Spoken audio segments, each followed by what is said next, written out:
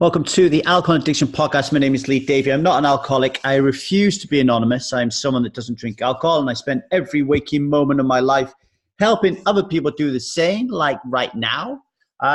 We haven't got a guest today. It's just me waffling on about some old nonsense to do with alcohol, but I'm sure you'll find it interesting. But before we get there, just some housekeeping to get out of the way. First of all, I'd like to welcome Lisa Dinhofer to the Strive coaching team. Lisa was a recent guest on the Alcohol Addiction podcast. So go back and have a listen to that if you want to check out what Lisa's all about. She will be providing one-to-one and group coaching sessions to our strivers. And she joins John and Vinny. So we've now got 3 Strive coaches.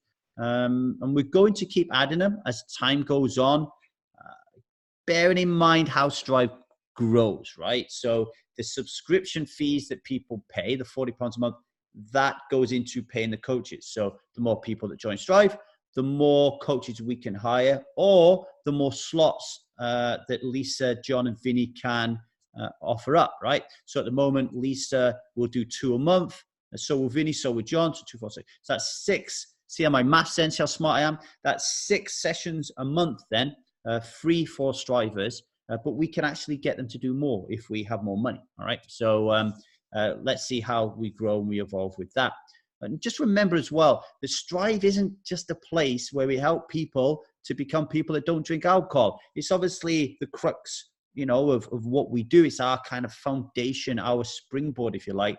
But we're here to help people become more fulfilled with their life once they get over that hurdle of alcoholism. So once alcoholism is in the rearview mirror, then we need the support, we need mentors in our life, we need skills, we need tools in order for us to become fulfilled. Because let's face it, we drink alcohol because we live an unfulfilled life, or at least certain areas of our life are unfulfilled. And at Strive, we want to fill that gap. We want to plug the leak, so to speak, right? So in the future, I'm hoping that we'll get Strive coaches that will be able to deal with our issues around sex, our issues around personal finance, our issues around career choice, like every area of our life, nutrition. We've got something in the pipeline there coming up soon. So let's just kind of stick with this, see how it goes. We're just flying off the seats of our pants at the moment, and hopefully it all works out and we can tweak things as we go along and we continue to provide value for strivers. That's the whole purpose here. I also want to welcome Stan to the team as well.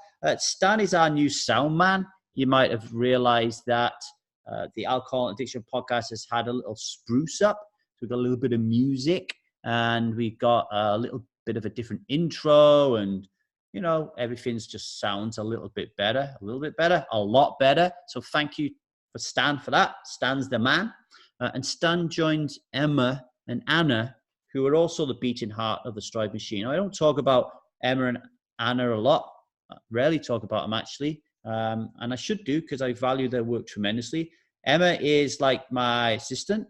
She kind of like does everything that I can't do. And she works feverishly behind the scenes at Strive, getting us guests on the Alcohol Addiction Podcast, paying people, you name it, Emma does it, right? And then we also have Anna. Anna's our graphic designer. So anything to do with graphic design, anything to do with website creation, that is Anna. Love you both dearly. Thank you very much for all your work. And it's great to have Stan on board as well, okay? Future guests coming on the show. We've only got 2 locked in at the moment. But we're in talks with a lot more people, so don't worry about that.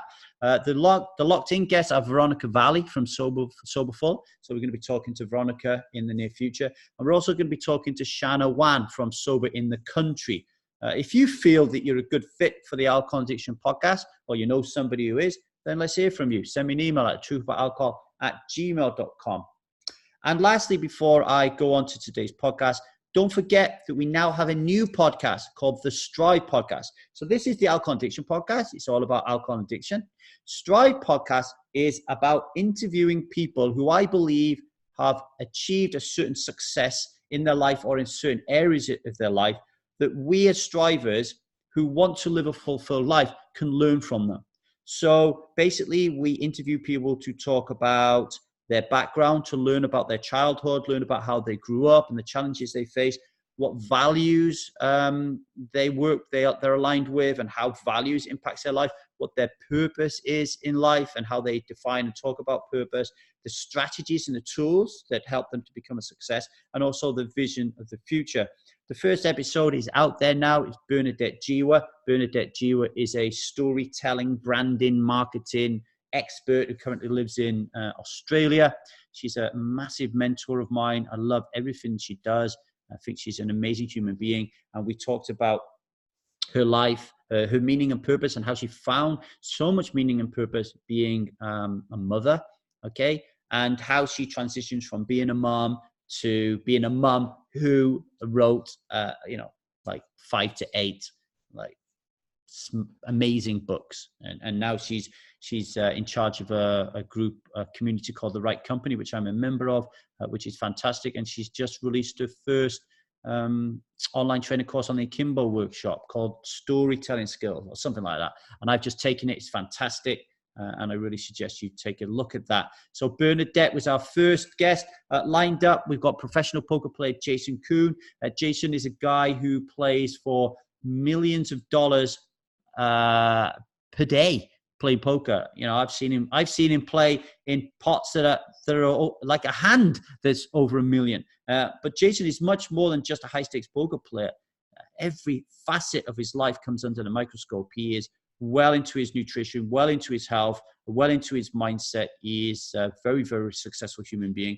And we're going to be talking to Jason. And we're also going to be talking to the Feeling Good author, David Burns. David's been a podcast guest on the Alcohol Addiction podcast. And I love David Burns' work, the cognitive behavioral therapy approach. We apply a lot of his philosophies and tools here at Strive. David's got a new book coming out soon. We're going to be talking to David about his life. How fantastic is that, right? So get it downloaded, folks. The Strive podcast. I don't know where it is, but you go searching for it. I know it's on SoundCloud. But go searching for it. I'm sure you'll find it, right? If you can't find it, let me know at trooperalcohol@gmail.com and I'll dig it out for you. Right, let me have a drink a minute. Drink of water. All right. So I want to talk about environment a little bit today, okay? Because I think we need to be aware that, pardon me, addiction is like a monster, right? You know, addiction is not just one thing. So I blurt out a lot about the importance of understanding that alcoholism is an invisible, violent, and dominant belief system. And that is the glue of our philosophy at the Truth About Alcohol and Strive, right? But it's not the be all and end all. It's not everything, because addiction is far more complicated like that. And, we interviewed Maya Salovich. I don't know if that's how you pronounce her name, on the Alcohol Addiction podcast many, many moons ago. She has a great book called Unbroken Brain, where she talks about the complexities of alcoholism. And one area that she talks about is environment, about how important it is for us to be aware, or at least thinking very profoundly about our environment and how our environment plays a role, what role it plays in our addiction, okay? So, for example, let's just say you want to stop drinking coffee. Let's say you want to give up caffeine, and you're working every day as a writer with your laptop in Starbucks. Like, is that the smartest decision? You know? And being someone who works on a laptop, who spends a lot of time at Starbucks, who doesn't really like drinking coffee, I could tell you it's not a very smart decision, because you're always thinking and having that cognitive dissonance in your mind about whether or not you should go up for coffee. So you're sat there in Starbucks and your brain's always saying to you, go on, just go and have a coffee. And it's thinking of all the reasons why you should be drinking coffee, right? Or as we call it in the intensive, the 5 N's, like all these different reasons, these justifications that you should be taking coffee. Maybe not, coffee's not your thing. What if you're trying to quit sugar? If you're trying to quit sugar, would you get a golden ticket and go to Willy Wonka's chocolate factory? You know, would you follow Gene Wilder around his chocolate factory with the Oompa Loompas if you were trying to stop eating sugar? Or would you hang out at a bakery if you was trying to stop eating sugar, right? If you were trying to give up pornography, would it be a wise idea to hang around in orgies? You know, like, would it be a good idea to do that? Or to go to a sex shop, or to go to Amsterdam and hang around the red light district? Like, are these environments you want to be in if you want to stop watching pornography or reading pornography? If you wanted to stop gambling, like I was a gambling addict, right? If you wanted to stop gambling, would it be smart of you to go to Las Vegas and hang around the casinos? Would that be an intelligent thing to do, right? Would it? You know, so I would think about that. And lastly, if you wanted to stop, if you was a heroin addict and you wanted to stop taking heroin, would it be a good idea to hang around in the areas and the rooms and the houses or the dilapidated buildings that you used to hang around in with your mates when you used to shoot up? And incidentally, when you're there, they'll be there shooting up as well. Is that an environment that you want to be in, right? And the reason I'm banging on about this is because people who think that they want to be people that don't drink alcohol, the people who cannot rip themselves away from the pub, right? Or who believe that the pub is not playing a role in triggering them to drink. I believe wholeheartedly that that is resistance talking in the short term. So let's separate this a little bit, right? So you have people who are struggling to be people who don't drink alcohol. And what I mean by struggling is they think that they want to stop drinking, but they can't put together a run of any more than 30 to 60 days, maybe even less. And then they drink. And then they put another run in and they drink. And then they put another run in and they drink.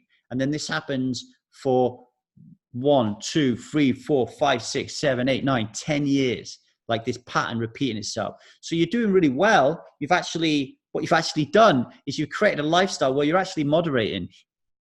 You're moderating, but and you're moderating successfully. But you've got this cognitive dissonance in your mind that's saying, well, no, I really don't want to drink at all, but I really love drinking, right? If you're that person, then I wholeheartedly believe that the pub is a very, very, very dangerous environment for you. Very, very dangerous environment for you. If you're me, or if you're Nikki, or if you're Craig, or if you're Stella, or if you're Laurie, you know, the 4 ambassadors, Strive ambassadors, who came to Strive suffering from alcoholism as an invisible, violent, dominant belief system, finding it really difficult to stop, who did the work, who understood a new philosophy, who did the neurological changes in their brains to have a new belief system around alcohol. If they can now go into a pub, it's not a problem because they're not being triggered in the same way that the people are who are drinking, not drinking, drinking, not drinking, drinking, not drinking, okay? They're getting triggered when they go to pubs, not all the time, okay? But they will be triggered by going to a pub. Maybe not a whiz-bang wallop, oh my God, I went to the pub last night, I had this massive trigger. But if you continually go to the pub on a regular basis with your friends or your family or whoever, or on yourself, okay, that in itself will be a snowball of a trigger that is slowly gathering pace in your subconscious. And at some point, it will turn into an avalanche and there will be a tipping point and you will drink alcohol, okay? Because you're going to an environment that is designed for you to drink alcohol. It is designed for you to do the direct opposite of what you are telling yourself you don't want to do. You're saying you don't want to drink alcohol, but you're going to a pub where it's designed to make you drink alcohol. Everything about a pub is designed for you to put your hand in your pocket and order a pint. That is what it's designed for. And you're going there to spend your time. And I'm telling you, it is no more riskier than grabbing that golden ticket and going to Willy Wonka's chocolate factory when you don't want to drink alcohol, or shooting up, going to a place where all your friends are shooting up, where you shoot up for years and you're hanging around there. Why would you do that? Okay. Why would you do that? Now, one thing that the resistance does when I start banging on about this is it will tell you that I'm an extremist. This guy is an extremist. He doesn't know what he's on about. Am I supposed to just like abandon all my friends and live on my own, or live alone and not have a life? Like, you know, I remember having a conversation with my dad once. He'd been out drinking all day.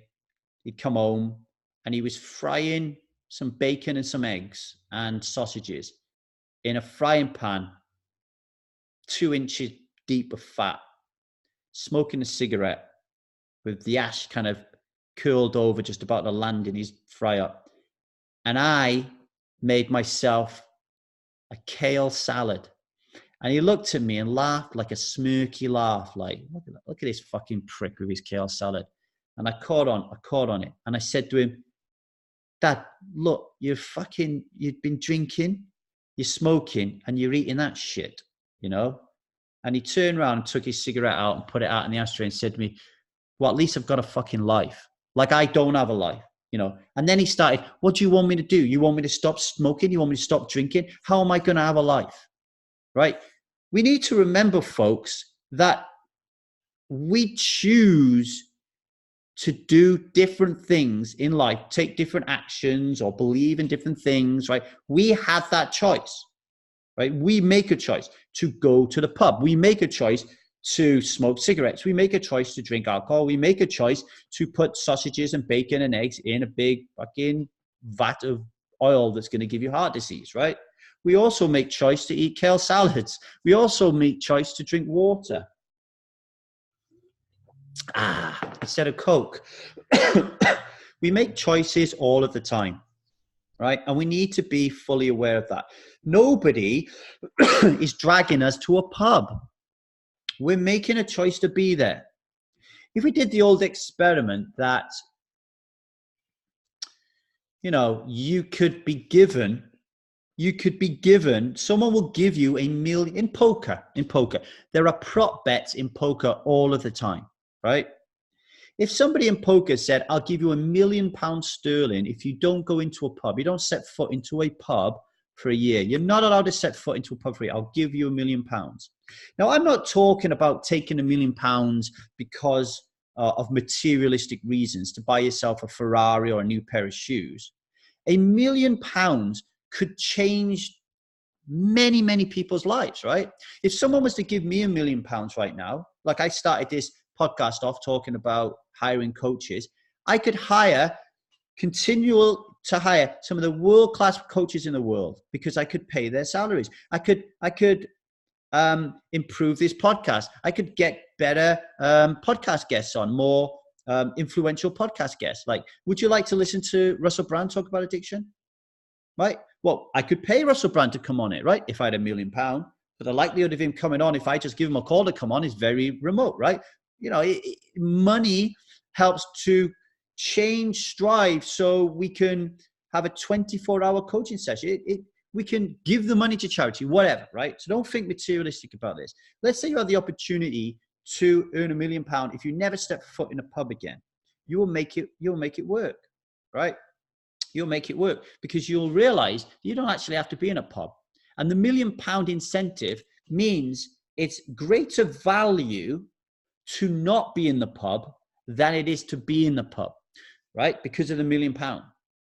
Now, the £1 million, really, metaphorically speaking, is being someone who doesn't drink alcohol. But whereas the £1 million would be more value for you than going to the pub, okay?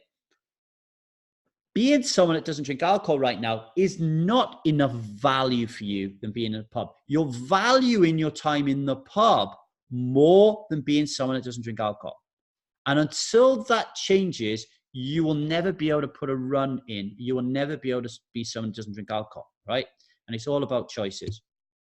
So people will say, yeah, this guy is an extremist. No, the resistance will say, this guy is an extremist. And you might even talk to people and say, hey, this guy doesn't want me to go in a pub. You might even talk to other alcohol experts in the field, like Annie Graces of this world, or Holly Whitaker, or Laura McCowan, or Bell, or whatever. Andy and Ramaj. You might talk to these people and say, Lee doesn't want me to go in a fucking pub. And they might agree with you. They might go, well, that's fucking nuts. Like, how can you just, like, change your life like that and never see your friends ever again? But I'm not talking about a permanent thing here. I'm talking about doing what is smart and what is wise and what is clever if you've got your priorities straight. So if you want to be someone that doesn't drink alcohol, your number one priority is, I want to be someone that doesn't drink alcohol, right? It should trump everything. Let me give an example. Let's say that, so for me, when I do my weekly planning, I have a series of projects that I have to do, I want to do, right? And those are things like improve Strive. All right, that's a project. Another project is, at the moment, write a thoroughly researched article on the 7 habits of highly effective poker players. Okay, that's another project that I have got going. And aligned with those projects are things like family time, sleep, excitement. What am I going to do that excites me? Okay. And then what I do is I think about it. I say, what is most important to me? And then I put those things in first. So when I figure out what's important to me, I'm most important to me. So I always put my sleep in my calendar first, and I always put my meditation in there, and I always put my exercise and my stretching, my me time. If I want some downtime when I just watch a TV or watch a TV show or something, or some other hobby, or I just want to fucking do nothing, right? It's important that I keep myself with it mentally and physically. That goes in the calendar, all right? But then the next important thing to me is family. Like, I want to spend time with my wife and I want to spend time with my kids. So that goes in my calendar as well. But imagine if I was someone that drank alcohol, right? If I drank alcohol, am I going to be very effective of putting me first and putting my family first if I'm someone that doesn't drink alcohol? Like, am I consistently going to be able to put my family first and put me first? No, I'm not. Alcohol will put the kibosh put the spanner in the works. Might not like all the time, but it will put the spanner in the works. But if you put, I'm going to be someone who doesn't drink alcohol as a number one priority, then you will become a better father. You will become a better husband. You'll become a better mother. You'll become a better wife. You will be more likely to love yourself and to spend the time taking care of your mind and taking care of your body, right? On this personal growth. So if that is what you're going to do, then the first thing you put in your calendar before sleep, before your family, before anything is, I'm going to work on being someone that doesn't drink alcohol in these times, right? Now, if you're prioritizing that first and you're doing that right, and 100% of people who want to be someone who doesn't drink alcohol have to do this, because if you don't, it's going to take forever. You might get there. Like, some people just white knuckle it. Like, I know people have just white knuckled it. But if you want to get there in the smartest, quickest way, you've got to put the vow of being someone who doesn't drink alcohol first. Okay. And if you do that, you are not going to go to the pub, right? You're not going to go to the pub. You're going to say to yourself, hang on a minute. If I want to be someone that doesn't drink alcohol, I cannot go to the pub because the pub is designed to get me to drink alcohol. Now, this doesn't mean that you can't go to the pub when you are someone who doesn't drink alcohol. Like, if you get to a position where I am and the ambassadors and other members of Strive are at, right? Like, Phil is a good example, okay? So Phil is approaching a year now as someone that doesn't drink alcohol. Phil can go to a pub and he's not going to be triggered, right? If you can get to that position, then go to the pub. Like, go there. But you're not there if you're drinking, not drinking, drinking, not drinking, drinking, not drinking. And to turn around and say, no, it's not the pub. It's the resistance talking. It is the pub. The pub is a massive aspect of it for many, many reasons, right? So don't go to the pub. Don't think of not going to the pub as punishment. If you think that not going to the pub is a punishment, then you want to go to the pub. Your child will come out and you'll say, fuck Lee, Lee doesn't want me to go to the pub. I don't want to be punished. I'm going to go to the pub. You've got to make the choice to create a social structure, a new life outside of the pub. Get into different activities that keep you away from the pub, and which activities provide you with more value than going to the pub. So you flip the switch. So now suddenly going to the pub is not as valuable as the other things you're doing in your life. So when it comes to making a choice about going to the pub on a Saturday night or watching Avengers in the cinema with your buddies, and then attending a book club or a gaming group or whatever you choose to do, right? Now, suddenly going out on a Saturday night drinking is not as fun and interesting or as absorbing or as valuable to you as the other alternatives I just gave you. But that's a choice you have to make. If you say to yourself, oh, fucking hell, I can't go to the pub on a Saturday night because Lee won't let me, right? And you just sit at home stewing, wishing that you could have been in the pub. Jesus, man, of course you're going to want to go to the pub. Of course you're going to think that I'm talking nonsense. Of course every suggestion from your friends that you should be in a pub and that being at my Strive is extreme is going to make sense to you, right? It's like, pare it down to the decision to drink alcohol or not. If you think that it's punishment because you're not allowed to drink alcohol, then the cognitive dissonance will be loud as fuck. It will want you to drink alcohol. If you think, I am so grateful I don't get to drink that shit, then you're less likely to drink alcohol. It's the same with your environment. It is the same. If you think that not being in an environment is punishment, or you're missing out on something, you're going to crave to want to be there. And that craving that's going to take you there will lead you to drinking at some point, right? So don't see it as a punishment. So two things. First one is, don't think of this as a lifetime ban from pubs. You just can't go to the pub right now. Think of it like you just caught malaria and you're in quarantine and you can't go and mix with your kid for a while because you don't want her to catch malaria, right? It's a short, sensible decision that you're making, not me, that you're making. I'm not going to the pub, right? Short term, not long term. And secondly, don't look at it as a punishment or lack.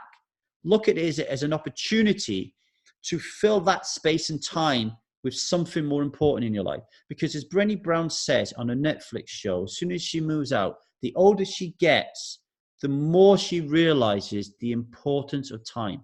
Time is the most important and valuable asset you have in your life. You need to question whether spending that time in a pub is the right place, okay? So really important. Pub culture. I want to talk about pub culture a little bit as well, okay? So here at Strive, we want to be someone that doesn't drink alcohol, and I'm trying to curate a picture of what that looks like. And at the moment, being someone that doesn't drink alcohol, for me, looks very much like a person that lives Brené Brown's wholehearted life. So if you've read The Gift of Imperfections and Daring Greatly and all of Brené Brown's work, she is really creating a model of how human beings could get more value out of their time on this earth by making different choices and living by certain values and displaying certain traits. And she calls that wholehearted living, right? And I'm in the process of creating a training course, which will be available for Strivers on that very topic, right? Because I think there are parallels here, right? Now, if I believe that being someone that doesn't drink alcohol mirrors Brené Brown's wholehearted life, you have to ask yourself, would Brené Brown be spending her time in pubs?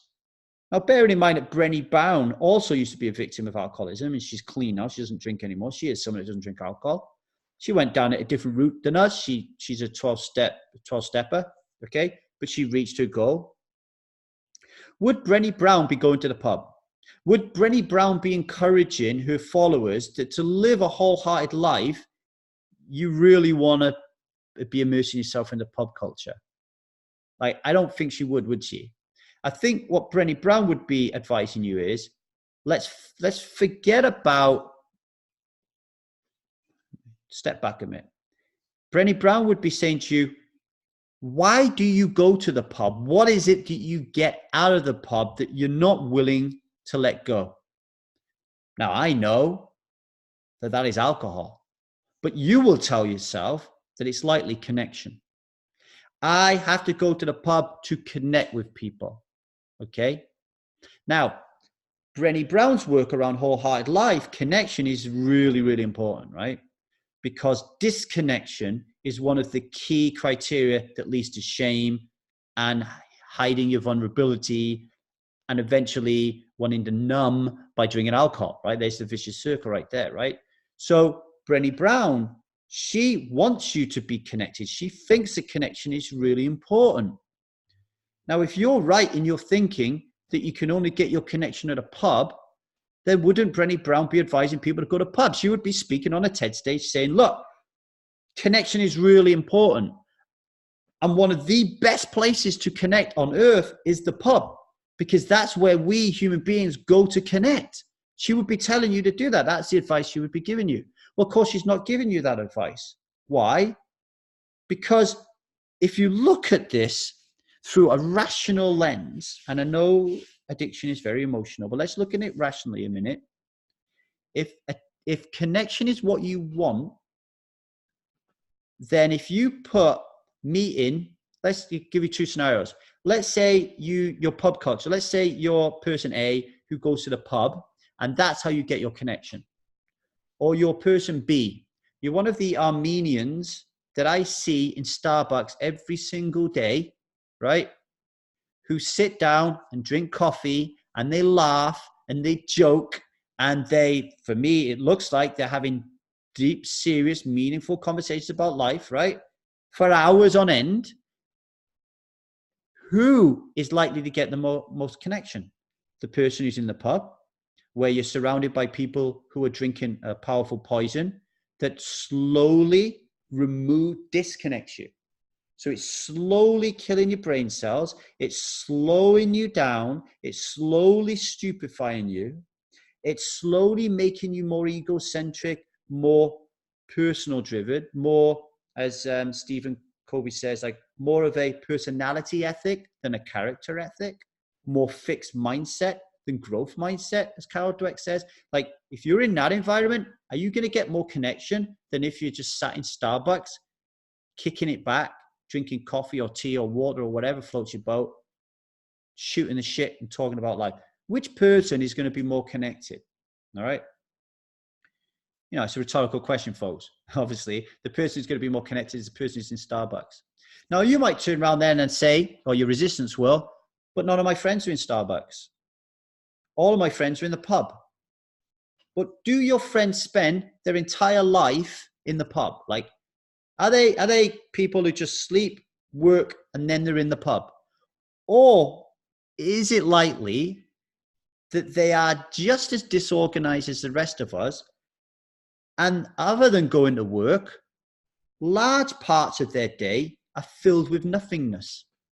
There is no schedule. They're just flying by the seats of their pants. Is it possible that if you called them up and said, do you want to come round for a cup of tea? And they just pop round for a cup of tea, that you could connect with that person? Do you remember back in the day? I certainly do. In the 80s, long before we had mobile phones and laptops, do you remember that your mum used to always have people around the house? That you would come downstairs and there would always be another woman or two or three sat around drinking tea? That certainly happened when I grew up in the UK. That was connection. But then over time, that stopped happening, didn't it? And we just started sticking ourselves in front of the TV set, alone, smoking our cigarettes, you know, and the only time we got connection was when we went to the pub, right? But we can go back there, right? We can go back there. The only reason we go to the pub is because we are making a choice to go there because it's easier for us. Why is it easier for us? We can hide there. Part of the problem with people who go to pubs and get triggered is they haven't come out yet. They're riddled with shame. Like they feel that it's shameful to be someone that doesn't drink alcohol.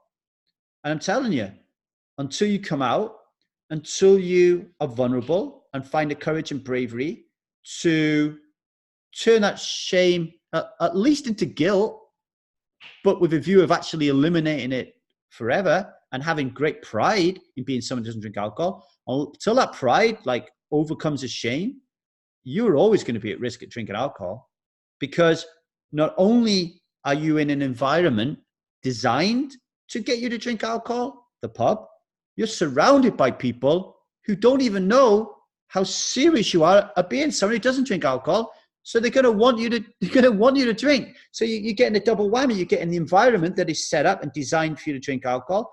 Think about going to a supermarket and the height of the candy section as you're going out to pay. The height is right at the kid level, right? So your kid can say, Dad, Mum, can I have a Hershey's bar? Can I have a Snickers or whatever, right? The pub is designed just like that. The slot machines, everything, the games, the bar, everything is designed for you to drink alcohol, right? That's what it's designed to do. But in addition to that, you've now got all your friends asking you to drink. And because you haven't come out, you don't want to say no, because if you say no, you know the reaction 9 times out of 10 is going to be, what's wrong with you? Well, you don't want anything to be wrong with you. You want to be quote unquote normal. That's why you're trying to fit in. But as Brené Brown will teach you, there's a massive, massive Grand Canyon of a difference between wanting to fit in and belonging. Belonging is growth mindset. Fitted in is fixed mindset. You know, belonging is developing a character ethic, and fitting in is developing a personality ethic. Fitting in is me, me, me, me, me. Belonging is us, right? The pub, I'm sorry, is not a place of belonging. It's a place of fitting in. It's a place of, it's a place where we gather because people like us do things like this. We've always done it. And nobody's doing anything different. Nobody is doing anything different. So how about you say to 2 of your friends, which is something I did when I stopped drinking alcohol, Neil and Steve, hey, Neil and Steve, I'm going to go to Pictures on Saturday night. Do you want to come with me? For those of you who don't know what the Pictures is, it's cinema. I remember Steve said, fucking cinema? I'm not going to cinema with you. Like, that's a bit gay, innit? I don't want anybody who's gay, like, you know, writing me letters complaining. That is the language of the valley, right? If you are someone who decides to stop drinking alcohol, that's what people are going to say. That's what people are going to talk about, right? So I'm like, well, we're just going to movies to watch. We're just going to movies to watch a movie, guys. Like, I'm coming. I'm going. Do you want to come or not? Like, do you want to watch a movie? Yeah, I do. Well, let's go to a movie then. And more than that, well, when are we going to meet? Well, let's meet earlier for an hour. Let's have dinner before, or let's meet up after. So you can meet and talk and chew the fat and then go to cinema. So now you spent like 2 hours watching a movie, maybe an hour together, 2 hours together, 4 hours. Now 4 hours of your time spent going to the movie and just having a chat with your mates, right? That's no different to the pub, is it? Right? That's really no different. You're communicating and you're connecting with your friends, but you're not in the pub. You're in a different environment. Or maybe you say to them, let's play squash, let's play badminton. Maybe like the Armenians, you say to them, let's just go to Starbucks. Maybe you say, we're going to start a poker game. And everybody meets up to play poker. I used to play poker once a week, but when I stopped drinking, and we would start playing poker on a Tuesday night at 7 o'clock at night, and we would stop playing poker at 4 or 5 o'clock in the morning. We didn't just play cards. We talked about life. We connected. That's what we did. And I often say that poker helped save my life. It helped keep me away from drinking, because I was surrounded by people where drinking alcohol was secondary to playing cards and having good communication and talking. Because who wants to drink alcohol when you're gambling? You're going to lose all your money, right? So it's a choice that you make.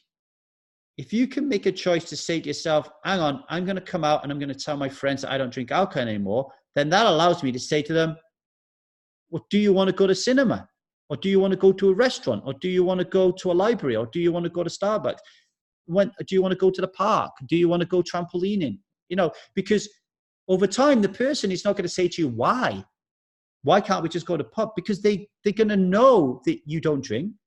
1. 2, they're going to respect you because they're your friend. And you're going to explain to them what support looks like, and they're going to give you that support. So they're not going to say, no, I'm not going to do these things with you. They're going to want to do their things with you because they'll know that it's what you need as a support mechanism right now. Particularly your partner, the person you share a bed with. So this leads me to the other point about being in a pub, right? Is if you're in a pub, and I said the environment is there to get you to drink, but also the people are there to get you to drink, right? The barman wants you to drink. He doesn't want you in there drinking his water. He wants you in there spending more money on pints and wine and shots, right? And your friends want you to drink because they don't want, there's two reasons why your friends will want you. There's many reasons, but two that come to mind. One is they don't want the cognitive dissonance rattling around in their head. So they actually want you to drink alcohol so they don't have to think about why you're not drinking alcohol. Secondly, they might really care for you. And because they don't understand that alcoholism is an invisible, violent, and dominant belief system, and you haven't told them what support looks like, one of the ways that they care for you is by telling you don't have a problem. So they might say something to you like, look, I don't think you have a problem. Like, if you're an alcoholic, I'm an alcoholic, and I'm not an alcoholic. Look, I know you get drunk every now and then, you make a dick of yourself, but in the main, you don't drink that much. Have a drink. Or something like, look, come on, it's Friday. You've worked your tits off all week. You deserve this, right? That is someone trying to help you out. But you have to take responsibility for that bad advice because you are in the closet, right? Unless you tell people what support looks like around alcohol, you're going to be in a sticky spot. You're always going to get people asking you to drink. Okay? And if you don't be consistent with it, you'll never know when it's going to bite you in the ass. Let's say you do quite a good job about telling people, you know, like you're in a pub with a few of them that you go to pub with, you don't drink alcohol. So they're not giving you too much jip. But then you get the job of a lifetime. This just job you've wanted all your life. And the person who's giving it to you, he takes you out for a meal that first night and he wants you to drink wine. If you haven't developed a real pride around the fact that you don't drink alcohol and you've created some real strong boundaries about how you communicate that you don't drink alcohol to people, this is an example where you could easily stutter. Like, you could easily stutter and you could easily get triggered and you could easily have a drink in order to please this new guy because you, or woman, because you really, really want this job. But if you've come out in a really structured, organized way, right? You've come out and you've told people, I want to be someone who doesn't drink alcohol. You've explained the reasons why. And most importantly, you've told them what support looks like. Okay? If you do that consistently and have great pride in it, not lack, then you're not going to get tripped up by the new boss. You're going to say, oh, I'll come out with you, but I'm not drinking. And he'd be like, why? And you're like, I don't drink alcohol. Well, I think that's going to be a real problem in our job because we're going to need you to connect and communicate with people. Yeah, I know. And I'm a great communicator and I'm a great laugh. And hey, when everyone's in a pub and they're slowly losing their shit, I won't be. I'll be on top of it and I'll be able to talk about our business, corpus mentis, for hours on end, right? Like, you know, there's a confidence behind it, isn't there? Now, on this coming out, I know it's hard. I know it's difficult. I really do understand that. I've been there, right? I know what it's like to turn around and say to all your mates, especially if you're a man, I'm not drinking anymore. I know what it's like. But the perception of the fear, if you rate it out of 10, it's going to be a 10, right? 9 or a 10. It is nowhere like that when you eventually tell people. Because what will happen is, because you're telling people who you care about and who care about you, when you tell them really structured that you're serious about this shit and how you want support, 99.9% of them are going to support you, right? The 0.001% that don't, you don't fucking need them in your life. The ones who take the piss out of you and turn it into a joke, all right, you can have a little bit of empathy with them and understand that it's coming from cognitive dissonance, but they keep banging on about it, just get rid of them out of your life. You don't want them in your life, right? There are 7.5 billion people in the world. I'm sure you can find friends if you make a choice to want to find friends, right? Like-minded friends, okay? So you've got to come out. But this support system, telling them about your support is really important, you know? Like, I was saying this to Liza the other day.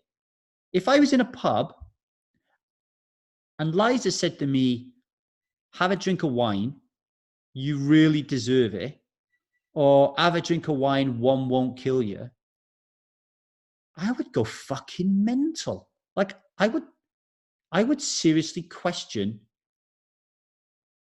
she understood, if she even knew who I was. Like, I wouldn't like go down like marriage ending cul-de-sac here, but I would be like, what the fuck? Like, I would be really angry, really annoyed.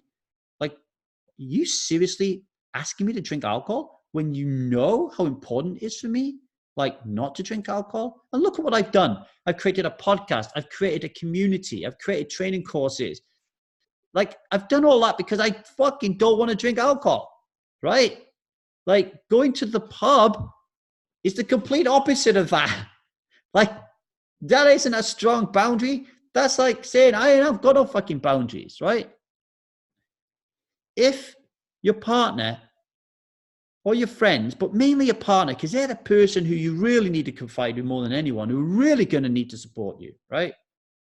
If they are talking to you in this way, they either are clueless on how to support you, and you're to blame for that because you haven't told them, or they are really seriously struggling with cognitive dissonance, and we can have a bit of empathy with that, but no excuse, because we need to be respected and our decision needs to be respected. And if people are asking us to drink alcohol, they are not respecting our decision and they're not respecting us. And in our relationships, particularly with the person we share a bed with, respect must be one of your bedrock values. Like, without respect and trust, there is no relationship. Okay? So you need to come out. When someone says to me, I was out in a pub and I was drinking water, and then somebody turned around and said, do I want to drink? And then I had a drink. My first question is, why isn't the fact that you don't drink the number one topic of conversation here? Every time I go to the pub and someone says to me, do I want to drink? And I say no, it always 100% of the time leads into a conversation about why I don't drink. Nobody ever says, oh, okay, what do you want? Instead, they always say, why don't you want to drink? Right? Always. So, and I like that because that gives me the opportunity then to say, oh, well, I am a leader of this group of people called Strive who choose to be someone that doesn't drink alcohol as a springboard to living a fulfilled life. I have a podcast. I talk to people about it. I fucking love it. Like, I love not drinking alcohol. I love having those conversations because I want to affect change in other people, right? I want to get the cognitive bells, the cognitive dissonance ringing, all right? So when you're in a pub and that is not the topic of conversation, I'm not saying it has to be the topic of conversation all the time, but with new people, if that is not the topic of conversation, something's not right. It's a good sign that you haven't come out of the closet, right? It's a good sign you haven't come out of the closet. And what does coming out of the closet look like? Well, Tony, one of our beautiful Strive members, recently wrote a note to his WhatsApp group, to all his friends. Fuck me, Tone. You've got a lot of friends. I don't know how you have so many friends. I mean, I only had the bandwidth to have like close relationships with a few friends. Like, if I have a lot more than that, fry my skull. Sometimes Strive can fry my skull because there's so many people saying, Leah, how do I do this? What do I do? Can I do? I don't have the bandwidth to be able to connect deeply with everybody. It's really difficult, right? So try to keep your friends, to a few close friends, right? You don't need so many. But Tony's got a gazillion and he can manage it somehow. And he wrote a WhatsApp group message to them all. And it was a really heartfelt message. It was like, guys, I don't want to drink alcohol anymore. Like, I really don't want to drink alcohol ever, ever, ever. I'm telling you now, I don't want to.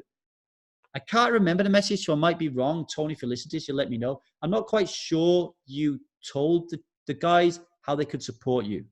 Check on that. Do they know what support looks like? Do they know not to try to get you drink? So, for example, I would say, for me anyway, personally, I would say, look, I'm not going to drink again, and this is what support looks like. If, by all means, invite me to social functions and stuff, but if I say no, I want you to respect that. I don't want you to question it. I want you to respect it. If I go to social functions with you, under no circumstances do I ever want you to ask me to drink. I don't want you to have pity on me. I don't want you to say things like, you deserve a drink, or you haven't got a problem. I have got a fucking problem, and I don't want to drink. And if you say those things, you are really damaging me, and you are leading me along the road of addiction. I don't want to go there, right? So I don't want you to do that. I don't want to have alcohol in the house. When I'm triggered, I want to be able to lean on you and to talk to you. And I just want you to listen to me about what's going on for me and showing support in that way. I want to be open with you about the fact that I'm a member of this group called Strive. I listen to this podcast with this idiot called Lee Davy, and we talk about alcohol a lot, and we talk about our private life a lot, and I want you to be okay with that because it's really important to me that I do this, okay? And it's really important to me that I get quiet private time when we're doing our online meetings and our groups, and I want you to respect that this group of people are really important to me, and I love them very dearly, okay? You don't have to like them. You don't have to agree with our principles, but you do have to agree and respect that they're really important to me. And I need that time and patience. I need time in my life where I work on myself. I need to put myself first and alcohol last. There are times when I will not come out to the pub with you. We need to find different ways of communicating and connecting, and I need your support on that. I don't want you to be critical of me, to judge me, to frown your face at me, or to moan and groan if I don't want to go to an event with you. I want you to be big enough and strong enough to go on your own, okay? And if people turn around and say, why isn't your partner here? I want you to be comfortable with saying, she doesn't drink and she feels uncomfortable around people who drink. She doesn't want to be here, and be cool with that, okay? It's not a reflection on you.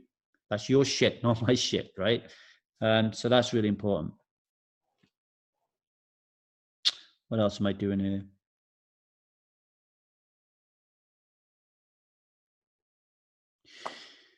I think that's it. I think I'm going to leave it there, mainly because it's 4 minutes to 12, and I'm just about. Striver coach John is about to run a session on Strive. I'm going to jump on there and give him some support and see who's in attendance and what we're going to be working on today. I hope that was helpful for you. I really do. If you've got any questions whatsoever on this topic, because I know it's a really important one, then email me at truthaboutalcohol@gmail.com.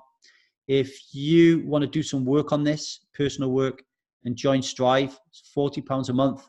Go to www.truthaboutalcohol.co.uk to join up and gain access to our forum, our like-minded individuals, our ambassadors, our coaches, our coaching programs, our coaching sessions, anything and everything you need to live a fulfilling life. Okay, that's it. I'm over and out. I'll catch you later, folks. Take care. Bye-bye.